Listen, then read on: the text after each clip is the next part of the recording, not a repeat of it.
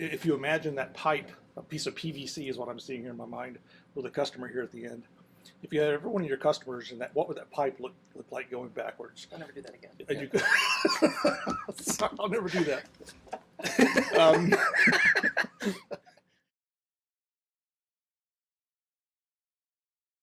So I'll ask the question again now that you've had some time to think about it. Yes. You have your value stream map, or maybe it's a value stream pipe. I don't know. It could be a value stream water slide. It's up to the customer, really. What do you do with it? What are you going to do? You're a coach who just spent a ton of time mapping out value stream. What am I going to do? Mm-hmm. I'm going to look at where all the handoffs are. I'm going to look at where all the wait time is. And those are the things I want to tackle to improve. Because it's a whole lot easier to limit the wait time and to smooth out the handoffs than it is to tell people to work faster. Which makes a whole lot of sense, because if we're borrowing this from Lean, Lean's thing is finding waste, getting rid of waste, right? It's not necessarily being more productive, but it's being more productive by getting rid of waste. So it makes sense. The one thing I would not do with it is to say, okay, now let's map out the to-be process end to end. And now let's create a big project around it. Okay. Because that just kills it. And I think that's one of the things that scares people off, is their experience with that has been devising an as-is and a to-be. Yeah. And it ends up becoming somebody else's project, because, you know what, I got to go build some software. I don't have time for that stuff. Yeah. Or just sits there and no one does anything. Right. You have this to-be that will never...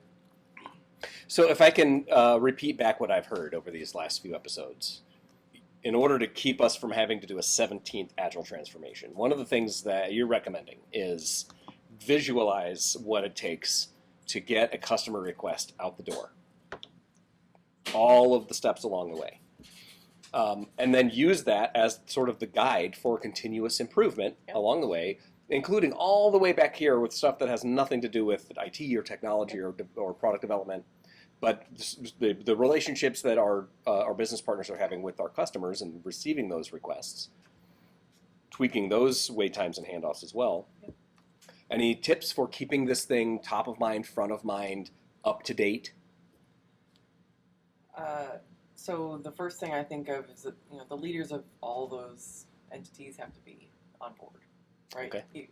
In order for this to really be a continuous improvement activity and to continue your transformation, the leaders from beginning to end, the people who have the authority to make the changes and to really have the ability to make anything different happen, need to be on board. And maybe that alignment on the value stream can also help with some of the infighting or the finger pointing, because this is an everybody continuous improvement. It's not just IT improving, it's everybody, right? Yeah, I think another thing that can help is to have everybody playing by the same rules. So what I mean by that is, if I have my development teams using a pull system, where they are maybe using either using Scrum, Kanban, XP, whatever, but they are using a system that is only running at its known capacity. If we elevate that and use that in the business side, if you will, play by the same rules, then they'll get the understanding of how that pull system works and how it actually helps them get things done better and actually quicker if they're trying to do the most important things in sequence according to that capacity or according to that flow rate, rather than trying, as Steph mentioned at some point, putting everything on the Gantt chart at once and pushing it all at the same time. Yeah, because after all, if at the end of the day we're providing more value to our customers, who doesn't win? Right. The end.